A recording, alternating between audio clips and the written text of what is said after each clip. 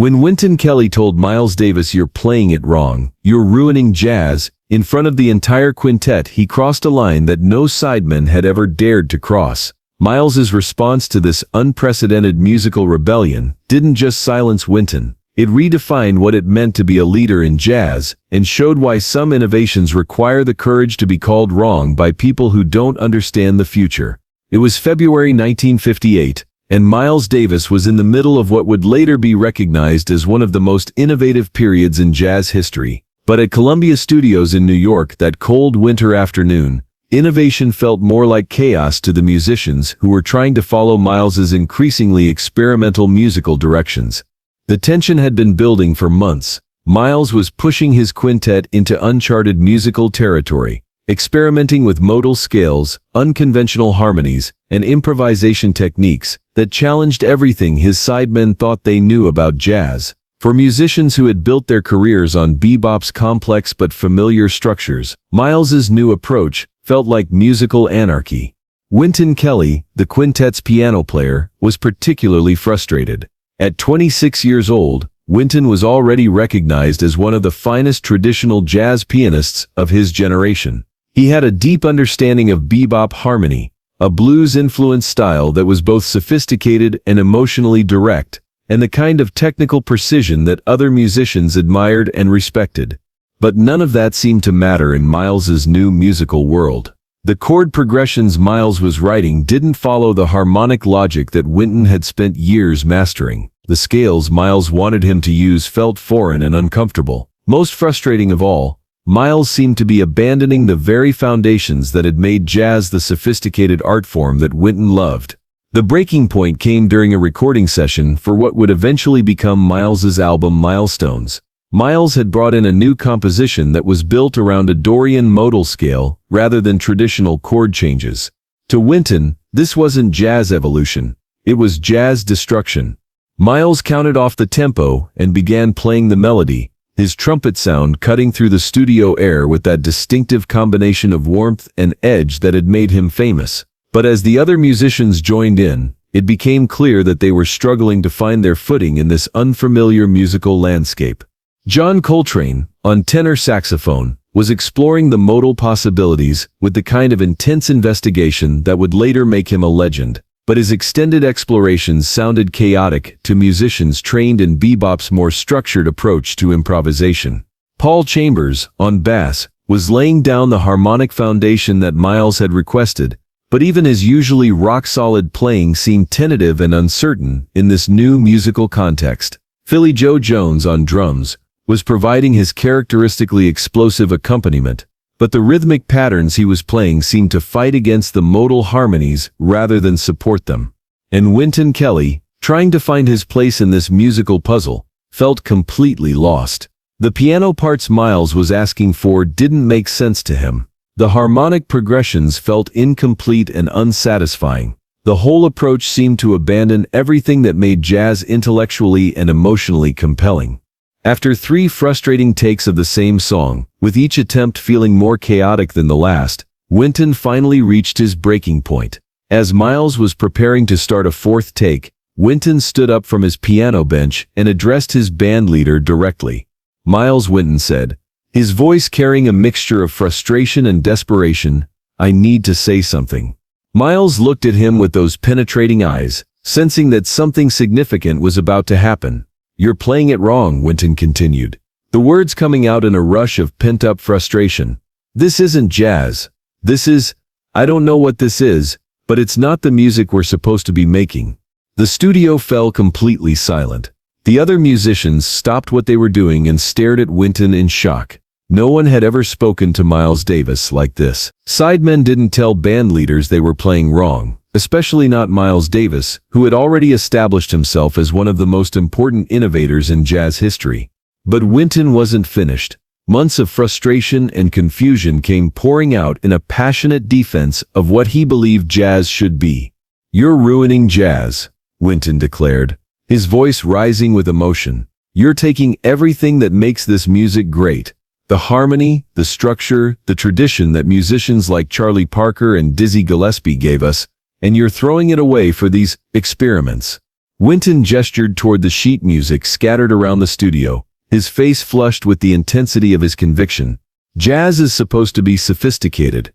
It's supposed to challenge musicians intellectually. But this modal stuff you're doing, it's too simple. It's like we're going backward instead of forward. You're asking us to abandon everything we've learned about harmony and improvisation and just play whatever comes into our heads. The other musicians exchanged nervous glances, unsure whether to support their bandmate or distance themselves from his rebellion. This was unprecedented territory in jazz, a sideman openly challenging his leader's musical vision in front of everyone. Miles listened to Wynton's outburst in complete silence, his face showing no emotion behind his dark sunglasses. When Wynton finally finished speaking, the studio remained quiet for what felt like an eternity. Then Miles removed his sunglasses and looked directly at Wynton with those intense, penetrating eyes that had intimidated music industry executives and commanded respect from musicians around the world. "Wynton," Miles said quietly, his voice calm but carrying unmistakable authority, "do you know why you think I'm playing it wrong?" The question caught Wynton off guard. He had expected anger, maybe even to be fired on the spot. Instead, Miles was asking him to think more deeply about his objection. "Because," Wynton began, then paused, realizing he wasn't entirely sure how to articulate his answer. "You think I'm playing it wrong," Miles continued, "because you're trying to play tomorrow's music with yesterday's rules. You're so comfortable with what jazz has been that you can't imagine what it might become." Miles stood up and walked over to the piano, his movement deliberate and purposeful. "Wynton, you're a beautiful piano player. You understand bebop harmony better than almost anyone. But that's exactly why you can't hear what I'm trying to do. You're listening for chord changes that aren't there. You're looking for harmonic complexity in music that's built on modal simplicity." Miles sat down at the piano and began playing a simple melody using the Dorian scale they had been working with. His playing was spare and elegant, using space and restraint to create emotional impact rather than relying on complex harmonies. "This isn't about going backward," Miles said as he played. "It's about going forward in a different direction. Instead of making harmony more complex, we're making it more open. Instead of limiting improvisation to predetermined chord changes, we're giving musicians more freedom to explore." He looked up at Wynton, who was listening with growing understanding. "You said this music is too simple, but simple isn't the same as easy. It takes more skill to say something meaningful with fewer notes than it does to impress people with technical complexity. Any musician can play fast and complicated, but it takes a master to play something simple that moves people." Miles returned to the piano, demonstrating how the modal approach could create space for more personal and emotional expression rather than just technical display. "Wynton, you're not wrong to love bebop. Charlie Parker and Dizzy created something incredible, and we all learned from them. But if we just keep repeating what they did, we're not honoring their legacy, we're limiting it. They were innovators. They took chances. They were willing to be misunderstood." Miles stood up and faced his entire quintet. Every great musician in history was told they were playing it wrong by people who couldn't understand what they were trying to do. Louis Armstrong was criticized for being too primitive. Duke Ellington was attacked for making jazz too complicated. Charlie Parker was dismissed as noise by musicians who couldn't hear the genius in what he was creating. The lesson Miles was delivering extended far beyond the specific musical disagreement. He was talking about leadership, innovation, and the courage required to push any art form forward. "The difference between a good musician and a great one isn't technical skill," Miles continued. "It's the willingness to risk being wrong in service of finding something new. You can spend your whole career playing it right, according to other people's rules, or you can have the courage to discover your own voice." Miles looked directly at Wynton. "When you tell me I'm playing it wrong, what you're really saying is that I'm not playing it the way you expect. But expectations are just limitations, disguised as knowledge. If I only played what people expected, I'd still be copying other trumpet players instead of finding my own sound." The studio remained quiet as Miles's words sank in. The other musicians were beginning to understand that they weren't just witnessing a musical disagreement. They were receiving a masterclass in artistic courage and innovation. "Wynton," Miles said, his voice becoming more personal, I brought you into this band because you're talented enough to grow with the music. But growth requires letting go of what you think you know and being open to what you might discover." He picked up his trumpet and held it in his hands as he continued speaking. "This modal approach we're exploring isn't the end of jazz. It's a new beginning. It's going to open up possibilities that we can't even imagine yet. Musicians who understand it are going to take jazz places it's never been before." Miles was proving to be prophetic. The modal approach he was pioneering would indeed revolutionize jazz, influencing everyone from John Coltrane to Bill Evans to countless musicians who came after them. "But here's the thing about innovation," Miles continued. "It always looks wrong to people who are comfortable with how things are. Every breakthrough in music was criticized by musicians who thought the old ways were better." Miles put his trumpet to his lips and played a short phrase using the modal scale, demonstrating how the approach could be both simple and profound. "You can choose to be part of this evolution, or you can choose to stay comfortable with what you already know. But if you stay with me, you have to trust that I'm not trying to destroy jazz. I'm trying to help it grow into something even more beautiful than what it's been." The challenge Miles was presenting to Wynton was ultimately about more than music. It was about the choice between safety and growth, between comfort and discovery, between playing it safe and taking the risks necessary for true artistic development. Wynton stood in silence for several minutes, processing what Miles had said. He realized that his frustration wasn't really about Miles playing wrong. It was about his own discomfort with leaving familiar musical territory. "Miles," Wynton said finally, his voice much quieter than it had been during his outburst, "I think I understand what you're trying to do. It's scary to let go of everything you think you know about music."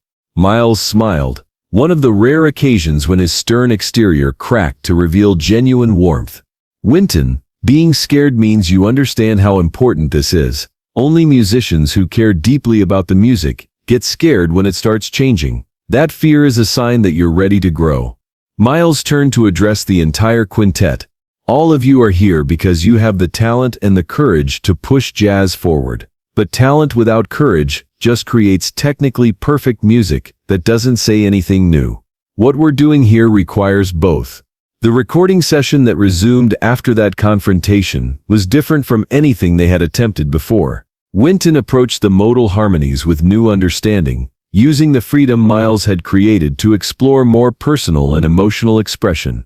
The other musicians, inspired by the lesson they had witnessed, began taking risks they had never attempted before.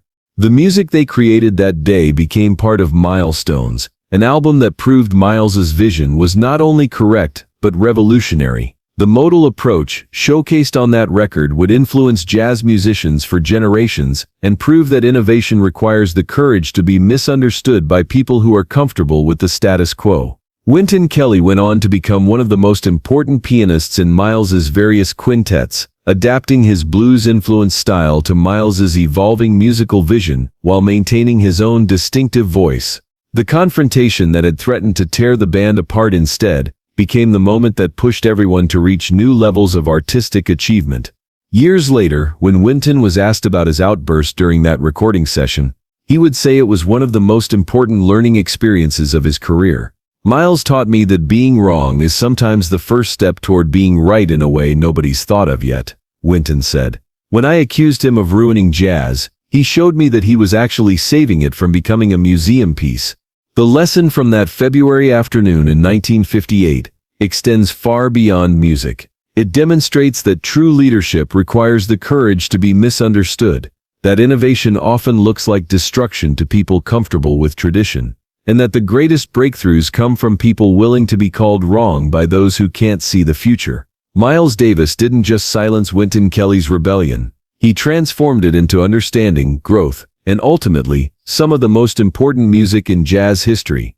If this incredible story of innovation, leadership, and the courage to be misunderstood inspired you, make sure to subscribe and hit that notification bell. Share this video with someone who needs to understand that breakthrough ideas always look wrong to people comfortable with how things are. Have you ever been told you were doing something wrong when you were actually pioneering something new? Let us know in the comments, and don't forget to check out more stories about the moments when visionary leaders had to defend their innovations against the very people they were trying to help.